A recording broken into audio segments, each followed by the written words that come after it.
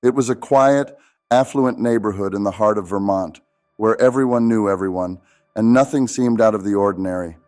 But beneath the surface of this picturesque town lurked a dark secret, one that would shatter the lives of two respected individuals, Mark and Valerie Spencer.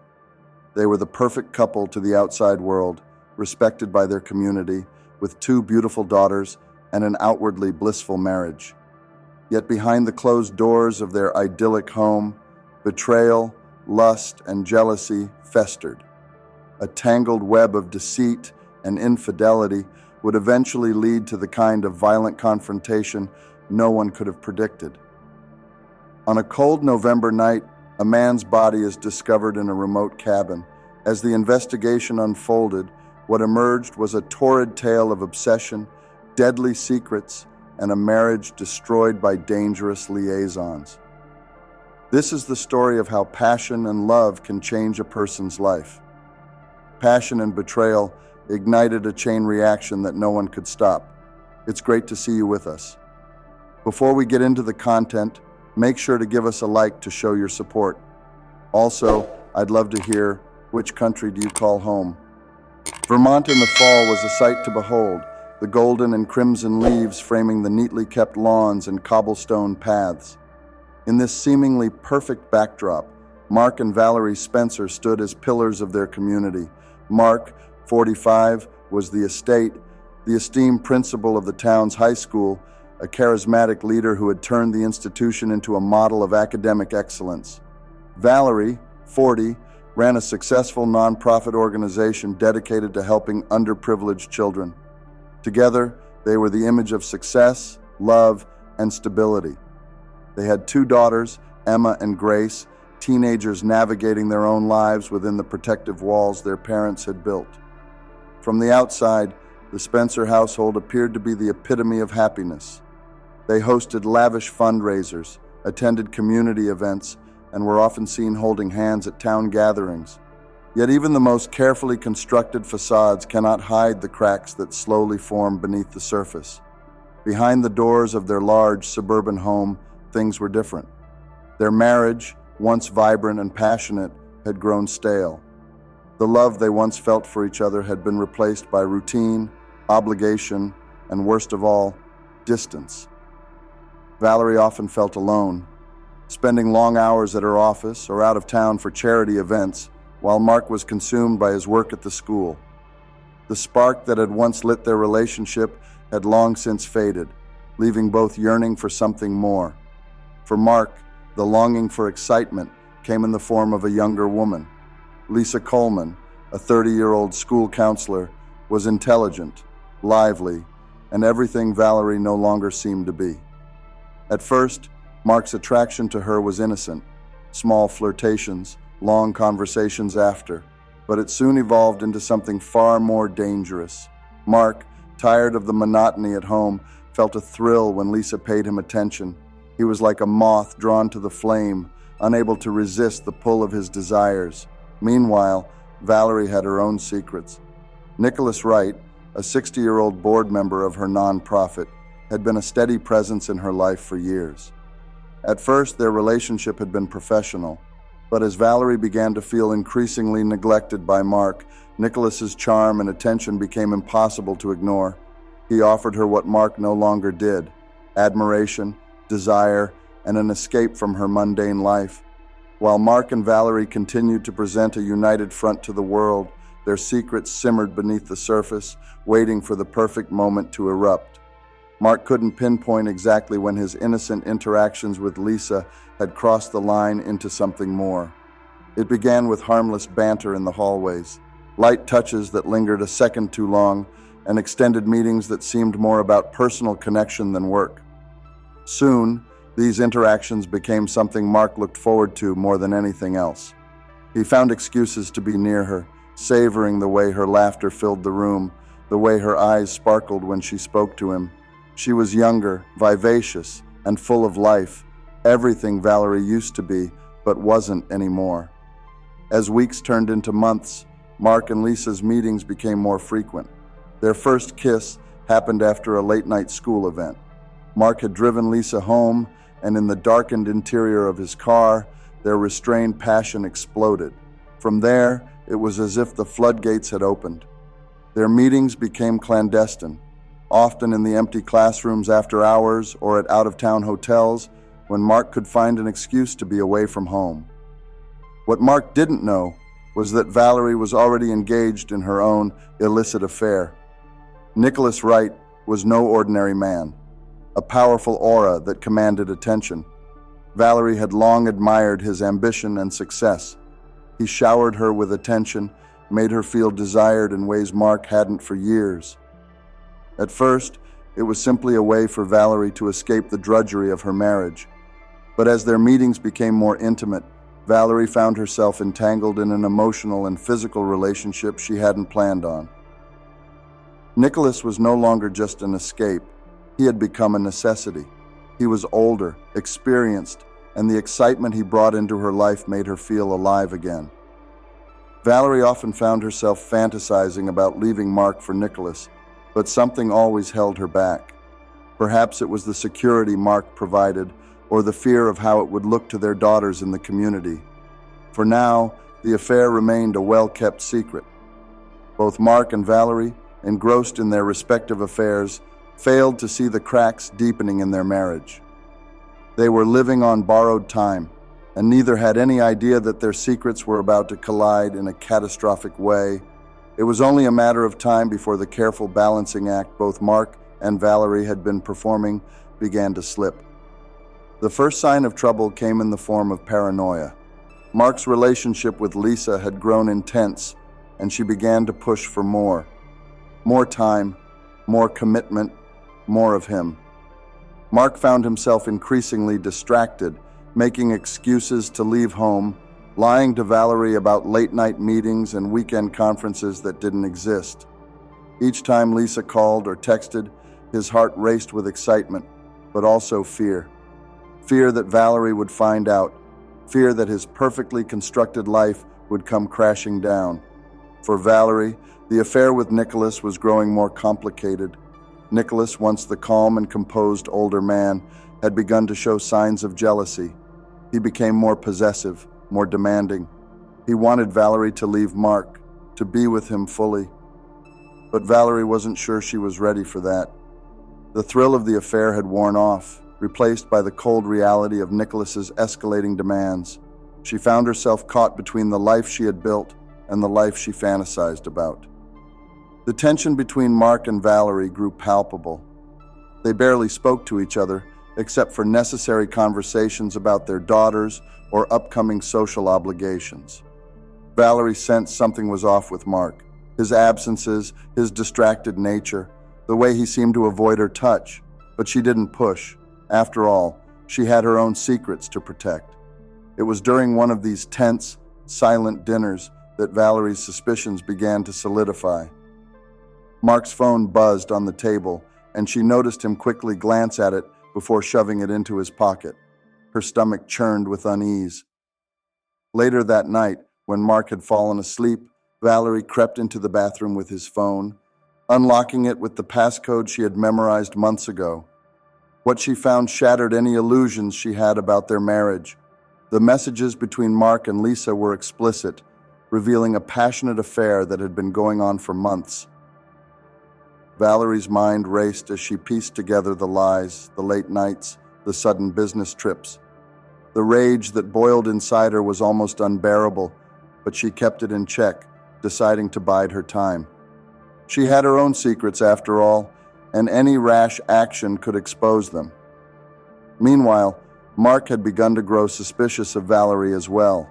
He had noticed her frequent absences, her distracted nature, and the way she seemed distant even when they were together. One evening, while Valerie was out working late, Mark decided to check her email.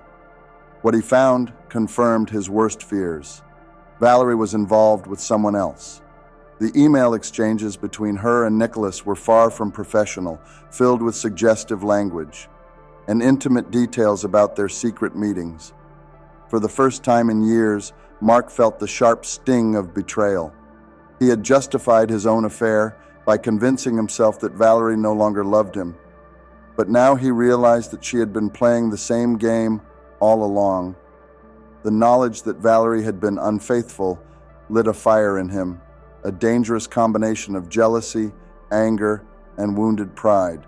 Let's take a moment to discuss this. What are your thoughts on today's case? Share your feelings in the comments below, and thank you for being here as we move on. The cabin sat deep in the woods, far removed from the prying eyes of society. It had been a place of secrecy, a sanctuary where Mark and Valerie had brought their hidden desires into the open. For months, they had both led lives steeped in deceit, indulging in secret trysts while keeping up appearances as a respectable couple in their picturesque town. But things had taken a turn, and the lies were beginning to unravel. Mark's obsession with Lisa had grown intense. It had begun as flirtation, soon escalated into a passionate, fiery affair. Their stolen moments together, sometimes in cheap motels, other times in secluded parking lots after school, ignited something in Mark that he hadn't felt in years. Lisa awakened a part of him that he thought had died in the monotony of his marriage. He had been living two lives, but as Lisa's demands for more grew, so too did his desperation. Valerie's affair with Nicholas was equally dangerous, though in a different way. At first, the relationship had given her a sense of control, a secret weapon she could wield over her dissatisfaction with Mark. But Nicholas's charm had turned darker. He became possessive, critical of her reluctance to leave Mark and start a new life with him. He was older, wealthier, and used to getting what he wanted. Valerie felt herself pulled in by his authority, but also repelled by the way he sought to dominate every aspect of her life. Both Mark and Valerie were struggling, caught in the gravitational pull of their affairs. They had been careful for months, maintaining their suburban image, but cracks were beginning to show. Their once mundane marriage had now become a tinderbox of resentment, betrayal, and jealousy. Mark began to suspect something was off with Valerie. She was frequently absent, making excuses about work trips and long meetings. He noticed the late-night phone calls, the hurried conversations, the way she seemed distracted, even when she was at home. One night while Valerie was out working, Mark went through her things. He found an old phone she had hidden in her desk drawer, a separate device she had used to communicate with Nicholas. The explicit messages between them made his blood boil. For Mark, this discovery was a gut punch. The affair with Lisa had been exciting, a distraction from his dissatisfaction with his marriage. But discovering Valerie's betrayal was something else entirely. It wasn't just that she had lied to him, it was the depth of her deceit that stunned Mark's feelings of jealousy and rage grew day by day, and soon it wasn't just Nicholas he hated. He began to despise Valerie for her betrayal. He became obsessed with finding out how far it had gone, how long she had been seeing Nicholas, and what they had planned for the future. The possibility that she might leave him for Nicholas was unthinkable. Meanwhile, Valerie was starting to feel trapped. Nicholas had become increasingly erratic, sending her text messages demanding she leave Mark and come away with him. He had become aggressive, almost threatening. Valerie had once found excitement in Nicholas's dominance, but now it felt dangerous. Nicholas was no longer content with their secret meetings. He wanted Valerie full-time, and his jealousy of Mark was turning into something far more sinister. As Valerie grew more distant, Mark's affair with Lisa became volatile. Lisa had grown tired of their late-night meetings in the shadows. She wanted a future with Mark, one that didn't involve hiding and lies. She pushed him to make a choice. Either he left Valerie, or they were done. But leaving Valerie wasn't an option for Mark. His entire identity was wrapped up in his family, his position as a respected principal, and the image of the devoted husband. The fear of losing everything was too great, and yet he couldn't bear the thought of losing Lisa either. The pressure mounted, and both Mark and Valerie were headed toward a collision neither of them could foresee. The town of Brentwood had long been insulated from scandal. Its residents were accustomed to the quiet rhythms of suburban life, until rumors began to swirl about the Spencers. The first whispers came from Lisa's colleagues at the school, who noticed the long hours Mark spent alone with her. Lisa always outspoke. She was always talking about her feelings, had begun confiding in a friend about her frustrations with Mark's reluctance to leave his wife.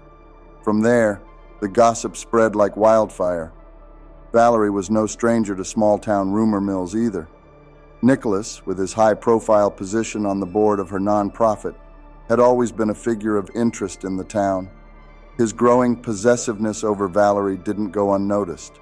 They had become careless in recent months, meeting at restaurants and attending out-of-town conferences together. People were starting to talk, and Valerie could feel the walls closing in. It wasn't just the gossip that threatened to expose them. The digital age had made discretion nearly impossible. Valerie received an anonymous email one evening with a subject line that sent a chill down her spine. "I know what you've been doing." Inside, there were photos, grainy but unmistakable, of her and Nicholas embracing outside a hotel. Panic set in. She didn't know who had sent the email or what they wanted, but the message was clear. Her secret was out. Mark's affair, too, was on the brink of exposure. Lisa had grown increasingly impatient, sending him angry texts when he couldn't meet her demands. She threatened to go public if he didn't leave Valerie. The affair had turned from thrilling to dangerous, and Mark was losing control. One afternoon, Lisa appeared unannounced at his office. She was upset, tears streaming down her face, and threatened to tell everything. Mark, desperate to keep things under wraps, promised he would leave Valerie soon, though he had no intention of doing so. The tension in their home became unbearable. Mark and Valerie barely spoke, each consumed by their own guilt and paranoia. When they did speak, it was tense, perfunctory. Their daughters, Emma and Grace, noticed the change in atmosphere, but were too young to fully grasp what was happening. They saw the long silences, the missed family dinners, the forced smiles at public events. The family that had once been the envy of the community was crumbling, and no one knew how to stop it. Valerie found herself in a constant state of anxiety. Nicholas's demands for her to leave Mark were growing more intense, and his once charming demeanor had turned darker. He became erratic, sending her messages at all hours of the night, accusing her of lying to him, threatening to expose her affair if she didn't comply. But Valerie couldn't bring herself to leave Mark. She didn't love him anymore. But their life was intertwined in too many ways. Their daughters, their home, their standing in the community. The idea of destroying all of that was too much to bear. Mark, on the other hand, was consumed by thoughts of revenge. He knew about Nicholas now, and every fiber of his being wanted to confront him, to make him pay for what he had done. But he also knew that doing so would expose his own affair. The thought of losing Lisa was unbearable, but the thought of losing everything else, the respect of his peers, his family, his career, was even worse. He felt trapped in a cage of his own making, and the walls were closing in. The night of November 15th was dark, the sky thick with the promise of snow. Mark had followed Valerie to Nicholas's cabin, a remote hideaway nestled deep in the woods. He had discovered the location weeks earlier after finding a note Valerie had carelessly left in her purse. It had taken all his willpower to keep his rage in check, waiting for the right moment to confront them. When Valerie pulled up to the cabin that night, she was already on edge. Nicholas had been more erratic than usual, sending her a barrage of texts that swung from pleading to threatening. She wasn't sure what to expect when she saw him, but she knew she couldn't keep up this charade much longer. Something had to give. Inside the cabin, Nicholas was pacing. His mood had darkened, and he greeted Valerie with a cold stare. The air between them crackled with tension as he demanded to know why she hadn't left Mark yet. Valerie tried to calm him, to explain that it wasn't that simple. But Nicholas wasn't in the mood to listen. He accused her of playing him for a fool, of using him to escape the boredom of her marriage without ever intending to follow through on her promises. Valerie's frustration boiled over. She shouted back, defending herself, but her words only fueled Nicholas's anger. He grabbed her by the arm, his grip tight and painful, and Valerie felt a surge of fear. This was no longer the charming man she had fallen for. This was someone dangerous. It was at that moment that Mark burst through the door, his face twisted with rage. He had been standing outside listening to their argument, and something inside him snapped. Seeing Nicholas manhandle Valerie was the final straw. Without thinking, Mark lunged at Nicholas, the two men grappling violently in the dimly lit cabin. Valerie screamed, trying to pull them apart, but the fight quickly escalated. In the chaos, Mark grabbed a fire poker from beside the hearth and swung it at Nicholas. The blow landed with a sickening thud, and Nicholas crumpled to the floor, blood pooling around his head. Silence fell over the room, broken only by the sound of Valerie's ragged breathing. For a moment, no one moved. Mark stood frozen, staring at Nicholas's lifeless body, the reality of what he had just done slowly sinking in. Valerie was in shock, her mind racing as she tried to process what had just happened. She had come here to end things with Nicholas, but now he was dead, and her husband was standing over the body with a murder weapon in his hand. Panic set in as the gravity of the situation hit them both. Mark dropped the fire poker, his hands shaking. Valerie, her mind racing, frantically tried to come up with a plan. They couldn't go to the police. There was too much at stake. Both of their affairs would come to light, and their lives would be destroyed. They had no choice but to cover up the crime. Together, they cleaned up the scene as best they could, wiping down surfaces, removing any trace of their presence. Mark dragged Nicholas's body outside, wrapping it in a tarp and hauling it to the back of his truck. The snow had started to fall, covering the tracks they left behind as they drove to a nearby lake. In the dead of night, they dumped the body, watching as it sank beneath the icy water. Back at the cabin, Valerie destroyed any evidence of their relationship. She deleted all the texts and emails from Nicholas, burning the letters he had written her in the fireplace.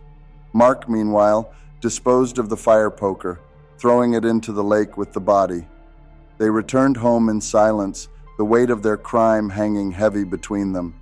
Neither of them spoke about what had happened that night. It was as if they had made an unspoken pact to never mention it again. But the guilt was there, simmering beneath the surface, ready to bubble over at any moment. Days turned into weeks, and the town of Brentwood was abuzz with rumors about Nicholas's sudden disappearance. His colleagues at the nonprofit reported him missing, and the police launched an investigation. Mark and Valerie did their best to carry on with their lives as if nothing had happened, but the strain was beginning to show. Mark became paranoid, constantly looking over his shoulder, afraid that the police would come knocking at any moment. Valerie, on the other hand, was consumed with guilt. She couldn't stop thinking about Nicholas, about how their affair had led to his death. The stress took its toll on both of them, and their once perfect marriage began to crumble. Detective Rachel Monroe was assigned to the case of Nicholas's disappearance. A seasoned investigator with a reputation for solving tough cases, she quickly realized that there was more to this case than met the eye.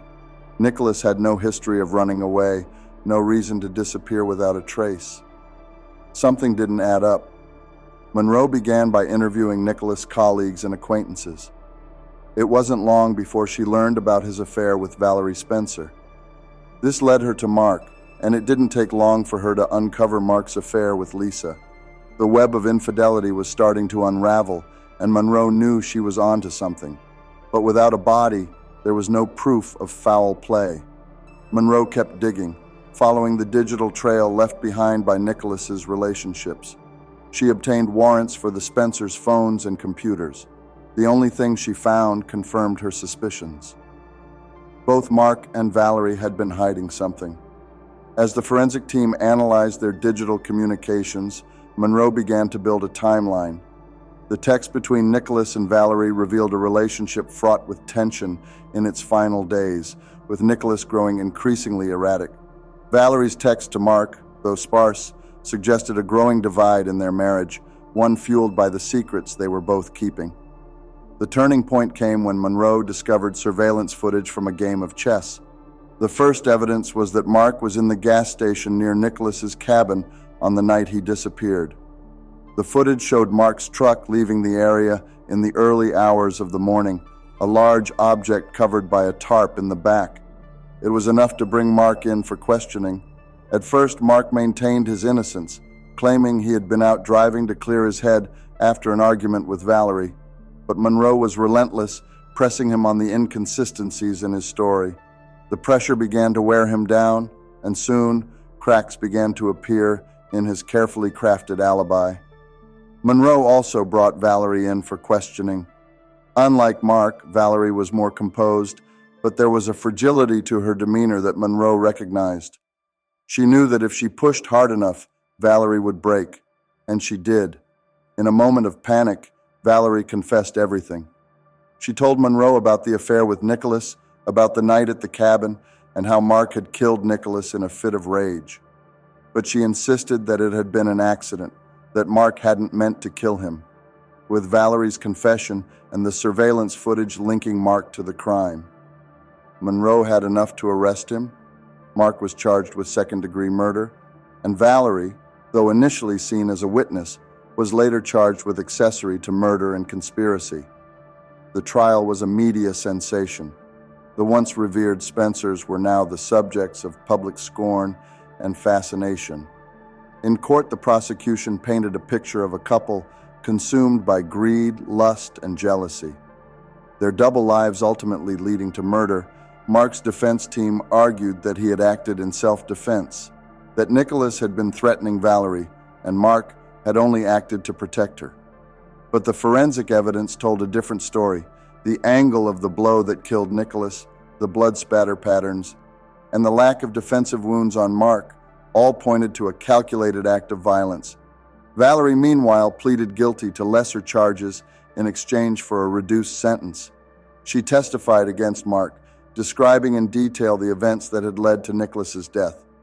Her testimony was damning, and the jury was swayed by the emotional weight of her confession. In the end, Mark was convicted of second-degree murder and sentenced to life in prison without the possibility of parole. Valerie was sentenced to 10 years for her role in the cover-up.